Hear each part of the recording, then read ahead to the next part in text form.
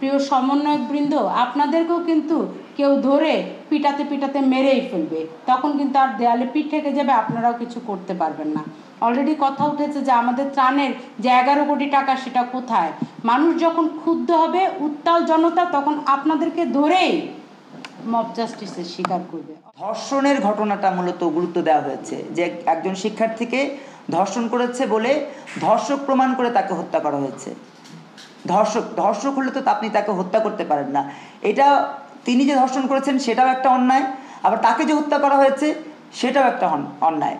ধর্ষণ করাটা যেভাবে অন্যায়, হত্যা করাটাও অন্যায়। আমরা দুটিরই নিন্দা জানিয়েছি, এই কারণে এইটাকে সামনে নিয়ে এসেছি। আর যাকে অকারণে হত্যা করা হয়েছে সে বিষয়ে কিন্তু আমরা বলেছি যে এখন পর্যন্ত শতাধিক মব জাস্টিসের ইনজাস্টিসের ঘটনা ঘটেছে।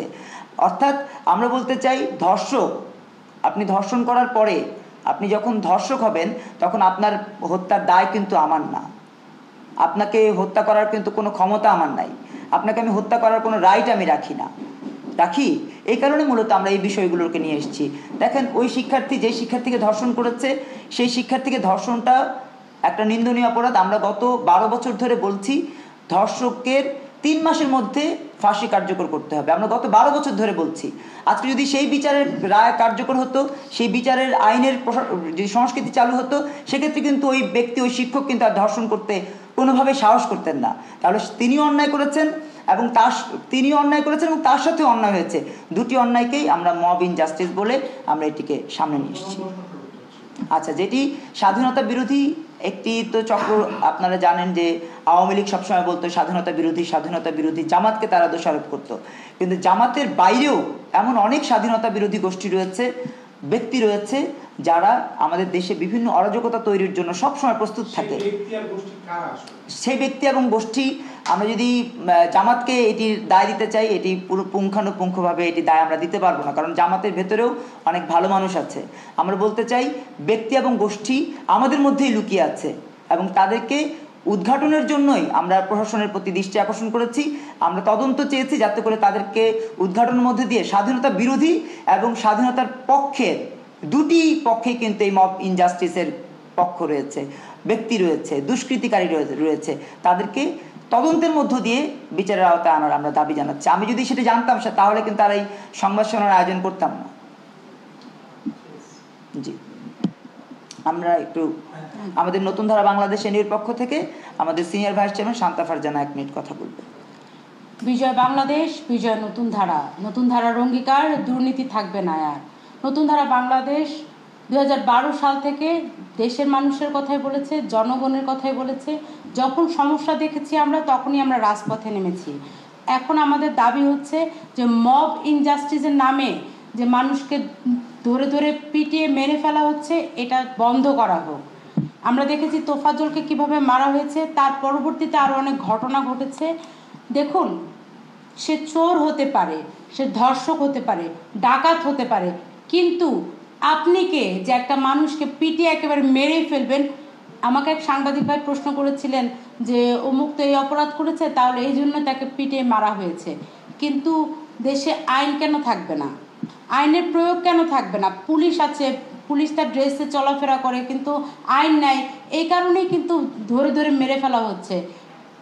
গত 2 মাসে এই নারায়ণগঞ্জে 800 মোবাইল চুরি হয়েছে। ঢাকার বিভিন্ন জায়গায় দিনে দুপুরে চুরি করে, ডাকাতি করে শীত কেটে নিয়ে যাচ্ছে। এখন মানুষ যদি একটা চোরকে ধরতে পারে, তাহলে তো রাগে ক্ষোভে সেই চোরকে পিটিয়ে মেরেই ফেলবে। মানুষের ক্ষোভের জায়গাটা দেখবেন।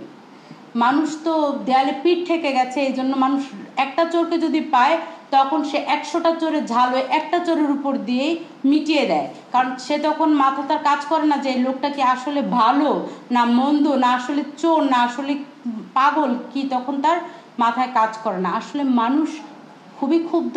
তাই বলবো যে আইনের প্রয়োগ সঠিকভাবে যদি করা না হয়, তাহলে প্রিয় সমন্বয়কবৃন্দ, আপনাদেরকেও কিন্তু কেউ ধরে পিটাতে পিটাতে মেরেই ফেলবে, তখন কিন্তু আর দেয়ালে পিঠ থেকে যাবে, আপনারাও কিছু করতে পারবেন না।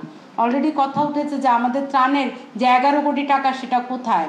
মানুষ যখন ক্ষুব্ধ হবে, উত্তাল জনতা, তখন আপনাদেরকে ধরেই মব জাস্টিসের শিকার করবে। অতএব এখনই সময়, আইন প্রয়োগ করুন এবং পুলিশ বাহিনী ভাইদেরকে বলবো, সেনাবাহিনীর ভাইদেরকে বলবো আমাদের নিরাপত্তা দিন, কারণ বাংলাদেশের মানুষ এখন দ্রব্যমূল্যের ঊর্ধ্বগতির নিষ্পেষণ অবস্থার পাশাপাশি অনিরাপদ অবস্থায় রয়েছে। মানুষ কিন্তু ক্ষুব্ধ। গত 2 মাসে মানুষ তার, আপনারা যেভাবে বলেছেন উপদেষ্টাবৃন্দ, আপনাদের বলার মতো করে কিছুই কিন্তু হয়নি। আপনারা ব্যর্থ প্রমাণিত হবেন তখন যখন 18 কোটি জনগণ আবার আপনাদেরকে দেশ থেকে বিতাড়িত করার জন্য সমন্বিতভাবে এগিয়ে আসবে। বিজয় হোক বাংলাদেশে, বিজয় হোক নতুন ধারা। আচ্ছা, আমি একটু কথা বলতে চাই। আমার অফিসে কিন্তু চুরি হয়েছে, আমরা পুলিশের কাছে শাহবাগ থানায় অভিযোগ করেছি, কিন্তু সেটির ব্যাপারে এখনও তারা তদন্তই করছে। যৌথ বাহিনীর কাছে ওই কপি দিয়েছি, তারা খালি উদ্যোগী নিচ্ছে, কিন্তু সত্যিকার অর্থে আমার এই বিল্ডিংয়ে 3টা ফ্লোরে চুরি হয়েছে। এভাবে যদি চুরি হতে থাকে আর দেশের মানুষের যদি ক্ষতি হতে থাকে, দেশের মানুষ কিন্তু দেয়ালে পিছিয়ে গেলে আর কাউকে ক্ষমা করবে না। সেই বিষয়গুলো মাথায় রাখা দরকার।